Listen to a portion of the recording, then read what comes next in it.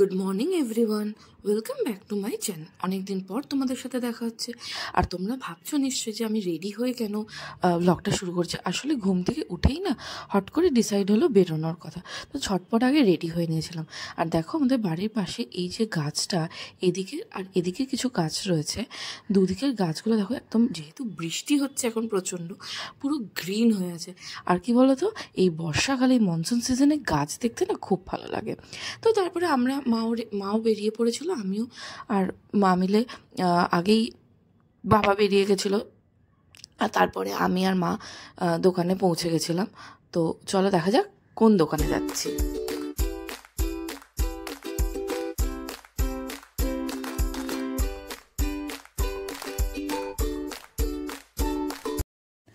হ্যাঁ, আমরা মোবাইল স্টোরে এসেছিলাম।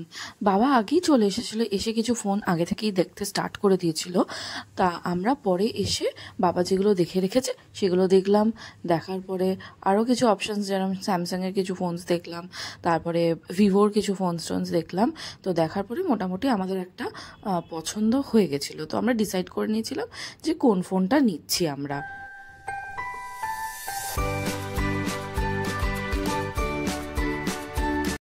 তারপরে আমাদের প্রসেস সব কমপ্লিটও হয়ে গেছিলো। তারপর বাবাকে বললাম যে তুমি আনবক্সিং করো ফোন।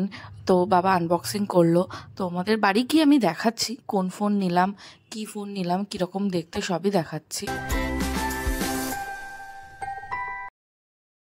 এই যে ফোনটা হচ্ছে এটা, আমরা এবার নিলাম ভিভো V30। আমি আগেরও ভিভোর ভি সিরিজের ফোন ইউজ করেছি। আমার ছিল V27। তো ওই ফোনের পারফরমেন্স তো খুবই ভালো দিচ্ছে। তো ওই জন্য ভাবলাম যে এবারেও ভি সিরিজেরই ফোন নিই। আর এই ফোনটা একটু আপগ্রেডেড। আর দেখো এই বক্সটার সাথে ওরা একটা তোমার গার্ড ব্যাক কভার অলরেডি দিয়েছে, বাট এখন এটা ইউজ করছি, ঠিক আছে, পরে এটা চেঞ্জ করে নেবো। আসলে এতটা স্লিম না ফোনটা, হাতে গ্রিপই পাওয়া যাচ্ছে না। যাই হোক, দেখো এই ফোনটা কেমন হয়েছে জানিও আমাকে।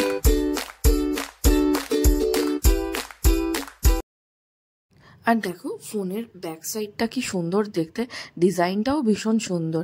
এটা একটু গ্লসির ওপরে, আর ক্যামেরার জায়গাটাও একটু সুন্দর। আর আমার V27 কি বলতো, খুব স্লিপারি ছিল, এটার অতটাও স্লিপারি নয়।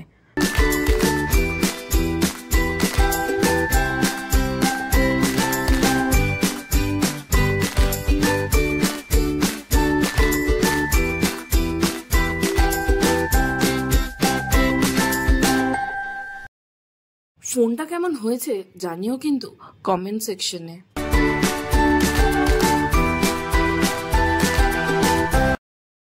যাই হোক, ফোন কেনার আনন্দের পর বিকেলেও আমাদের একটু বেরোনোর দরকার ছিল, কিছু কেনাকাটির ছিল। তো ওই জন্য হুট করে সাডেনই প্ল্যান হয়েছে। তো হুট করে রেডি হয়ে ফ্রেশ আপ হয়ে রেডি হয়ে বেরিয়ে পড়েছিলাম। তো গেছিলাম লেক মল, রাসবিহারী লেক মল।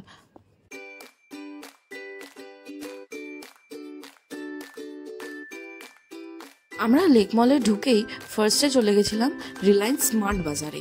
ওখানে লাগেজ কাউন্টারে আমেরিকান টুইস্টারের একটা লাগেজ কাউন্টার করেছিল। তো ওখানটায় ব্যাগস, লাগেজ সব রকম অপশানসই ছিল। তো আমাদের দরকার ছিল হচ্ছে তোমার ব্যাগ সেকশনে চলে গেছিলাম এবং ব্যাগ দেখছিলামও। তো তারপরে আমাদের একটা পছন্দ হয়েছে। এবার তোমাদের এগুলো সব বাড়িতে গিয়ে আমি দেখাচ্ছি। এখন তোমাদের জায়গাটা পুরোটা দেখিয়ে নিই। তারপরে ওখান থেকে বেরিয়ে আমরা কিনে টিনে একেবারে জুডিওতে গেছিলাম। আর এখন জানোই তো জুডিওতে মারাত্মক পরিমাণে ভিড়, কারণ সেল চলছে। এবার জাস্ট ভিতরটা দেখো, লোক জাস্ট গিজগিজ করছে, একে অপরের মধ্যে ধাক্কা দিয়ে দিচ্ছিল। তো ওখানে আর একদম ভিডিও নেওয়া হয়নি। একেবারে বাড়িতে এসে দেখো ব্যাগটা একদম নেভি ব্লু আর একটা টিল কালারের মধ্যে, নেভি ব্লু বলো বা টিল বলো, যাই হোক দুটো কম্বিনেশন রয়েছে। আর ব্যাগটার না মানে কি বলতো, ওএসপিটা আমার প্রচুর জায়গা, স্পেশিয়াস, আর আমার স্পেশিয়াস ব্যাগই দরকার ছিল। তো আমি চেয়েছিলাম যে ল্যাপটপ স্টাইলের ব্যাগ যাতে না হয়, কারণ এটা আমি ট্রাভেল পারপাসও ইউজ করতে পারবো, যে কোনো পারপাস। আর ওরা বললো যে ম্যাক্সিমাম ব্যাগই এখন তোমার ল্যাপটপ টাইপের। তো বললাম ঠিক আছে, বাট এই ব্যাগটা পছন্দ হয়েছিল, তাই ভাবলাম যে এই ব্যাগটাই নিয়ে নিই। কি বলতো, এই ব্যাগটার না অনেকগুলো চেনও রয়েছে, প্রত্যেকটা চেনই ছিল খুব স্পেশাস, 5 থেকে 6খানা মতো চেন রয়েছে ব্যাগটাতে, ওই জন্য আরও এই ব্যাগটা আমি নিলাম।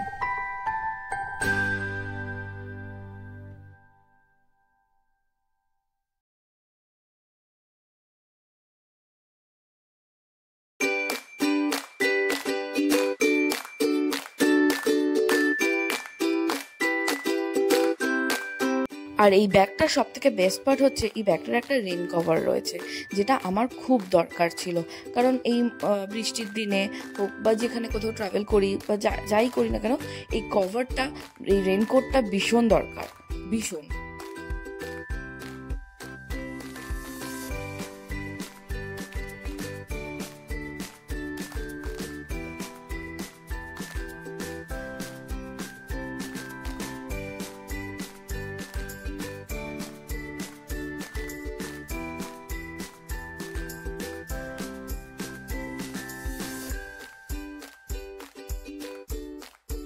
আজকের দিনটা আমার এভাবেই শেষ হলো। যা যা আজকে করেছি, যা যা কিনলাম, তোমাদের সাথে সবটাই শেয়ার করলাম। আমাকে কমেন্টস করে জানিও ফোন আর ব্যাগ কেমন হয়েছে। যাই হোক, বাই, গুড নাইট।